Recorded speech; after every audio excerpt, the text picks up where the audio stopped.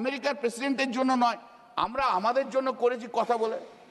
নরেন্দ্র মোদী প্রধানমন্ত্রীজি, আপনি কেন একবার, why once you have not posted in the X handle post?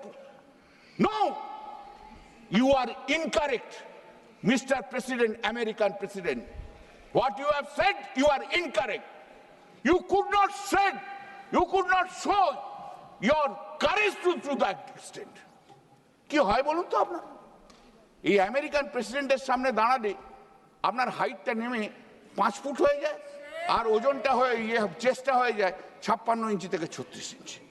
The moment you stand in front of the American president, your height is reduced to 5 foot and your chest is reduced to 36 inch from 56 inch. Why you are so much afraid? Why are you so much afraid? Why are you so much afraid to the American president?